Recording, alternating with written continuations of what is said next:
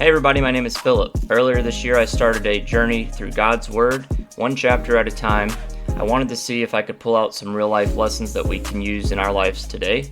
So whether you have read the Bible for years or you're new to God's Word, my intention is to break down each chapter as simply and as clearly as I possibly can and try to leave us with some takeaways that we can use in our life. So I hope these videos are beneficial to you in some way, and I hope you enjoy them. Welcome back, everybody. We are in 1 Chronicles chapter 11 today. In the previous chapter, we saw the death of King Saul, setting the stage for King David to take his reign. Now, the story of King David is also told in the books of 1st and 2nd Samuel.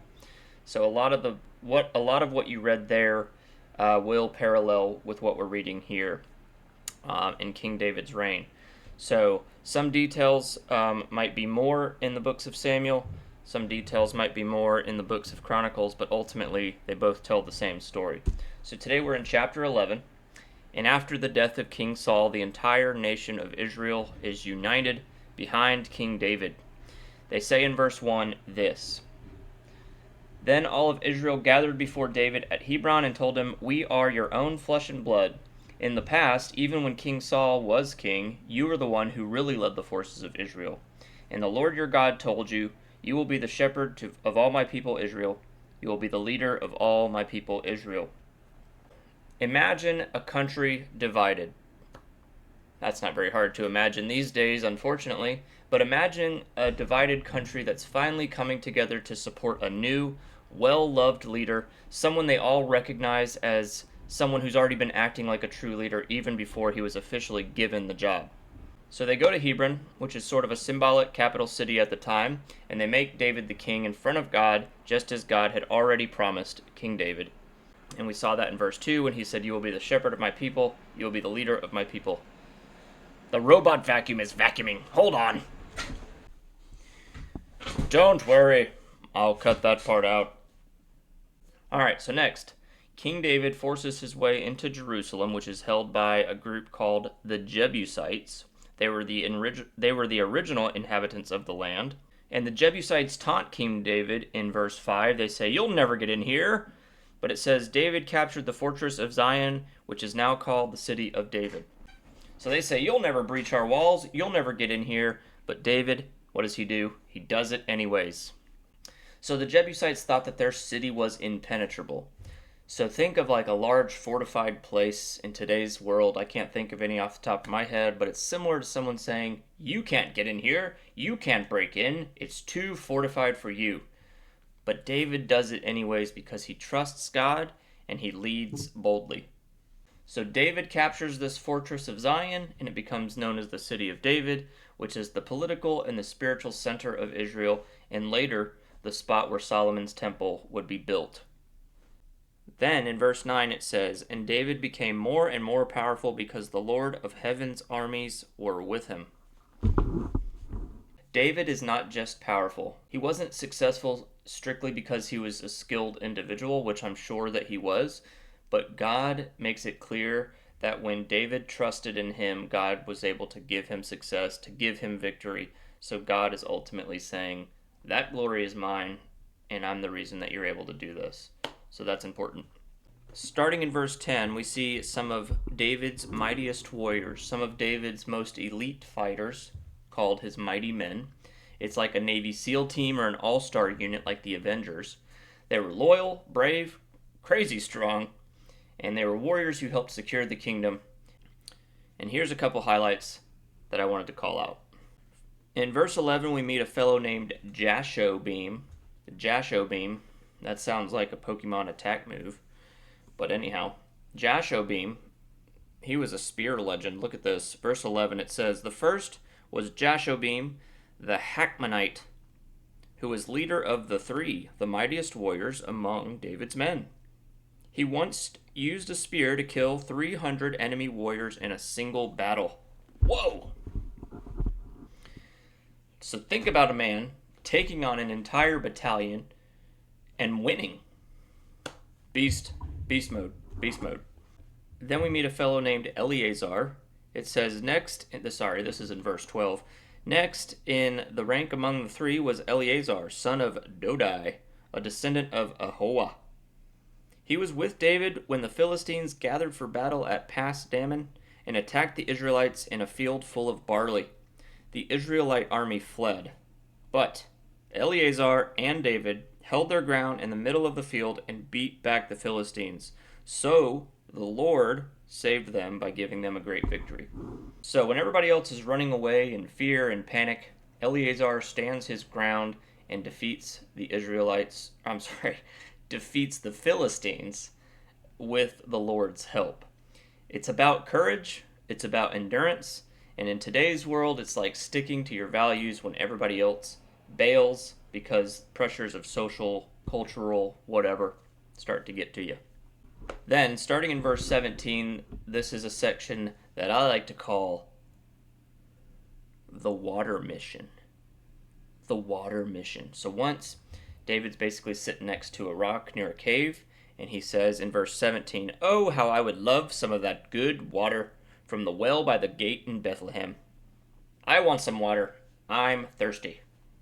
But see, Bethlehem's well was an enemy territory at this time, so getting water from this particular well seemed impossible. But 3 of his men sneak behind the enemy lines, they get the water, and they bring it back to David. Now he can drink to his heart's desire and quench his thirst. Right? No, let's see what happens. Verse 19, it says, "God forbid that I should drink this water," David exclaimed. "This water is as precious as the blood of these men who risked their lives to bring it to me." So David did not drink it. Now, wait a minute here. David said he was super thirsty. 3 of his men risked their life to go behind enemy lines, get the water, bring it back, and David doesn't drink it? Why? It's because he saw their act as a sacred sacrifice, so he poured the water out as an offering to God. It shows both devotion of his men and David's deep respect for their sacrifice, which I thought was cool. In verse 20, we see a couple of other heroes. We got a fellow named Abishai who kills 300 men with his spear, similar to Jashobeam back in verse 11. Then we see a fellow named What's his name? Benaiah. I probably said that wrong, but we see a fellow named Benaiah who kills a lion in a pit on a snowy day, and he beats a giant Egyptian warrior with the guy's own spear, which is crazy. Big giant coming up to you. Benaiah says, "Give me that spear." Takes out the giant with his own spear. That's in verse 22 and verse 23. It says this, "There is also Benaiah, son of Jehoiada, a valiant warrior from Kabzeel. He did many heroic deeds, which included killing 2 champions of Moab. Another time, on a snowy day, he chased a lion down into the pit and killed it. Once, armed only with a club, he killed an Egyptian warrior who was 7.5 feet tall, and who was armed with a spear as thick as a weaver's beam.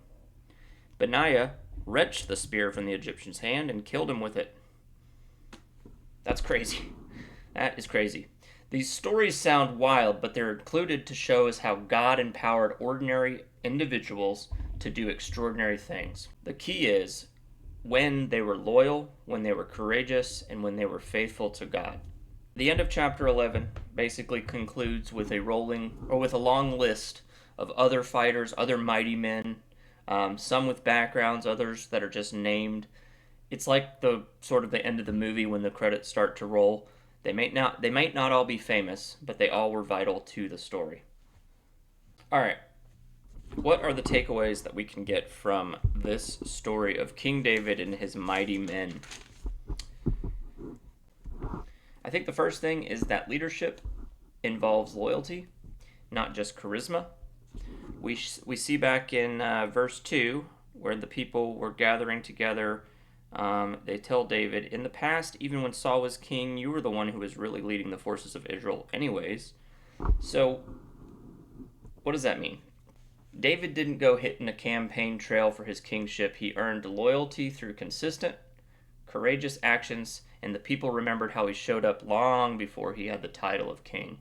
He didn't need to just post about his leadership, he lived his leadership, and the people responded to that. So in today's world, a lot of times we can become obsessed with image, with branding, with clout on social media or online in general. But real leadership still comes down to that fundamental trust that gets built over time. So whether you're running a company or you're just leading your family or you're just leading yourself, what you do when no one's watching builds the loyalty that lasts. Your choices matter. And I think the key here is that people will follow someone who first served them, not just someone who demands authority. Are you chasing influence or are you building trust? The other thing that's important to note is that true power comes from God's presence, not from our human strength.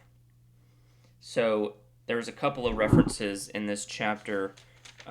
Verse 9, it says David became more and more powerful because the Lord of heaven's armies was with him. And verse 14, Eleazar and David held their ground in the battle against the Philistines. It says, so the Lord saved them by giving them a great victory. David's growth wasn't just strategic, it was spiritual. His success wasn't luck or raw ambition, it was rooted in God's presence in his life. So I know for me at work, a lot of times success is directly tied to some sort of metric. In our personal lives, success oftentimes is measured by income, how many followers we have on Instagram, what our grades are like in school, what kind of promotions we may or may not achieve in our work life. But chapter 11 sort of reframes success as God's favor and God's presence, which is, I think, important for our lives. It doesn't mean to stop working hard, but it means you have to stop trying to do everything on your own and rely on God. God's presence brings clarity, peace, long-term fruit that simply hustling can't produce. So the question here is, are you working with God, or are you just asking him to bless your hustle after the fact? What else? We got I think great leaders honor the sacrifice of others. We saw in verse 19 when David wanted that drink of water from the well in Bethlehem and his men risked their lives to go get it. And they came back and he's like, nah, I can't drink this. He refused to drink the water that was brought back at great risk to his men's lives. Not because he didn't appreciate it, but because he valued it too much to treat it casually. He poured it out as an offering to God. And I think this is a model that we could all use. It's a model for humble, self-aware leadership. Today, leaders often take credit for themselves, or they misuse or abuse power. But David shows us there's a different way. He chooses reverence.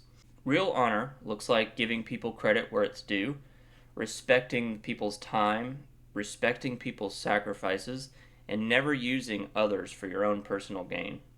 This applies to workplaces. This applies to ministries, relationships.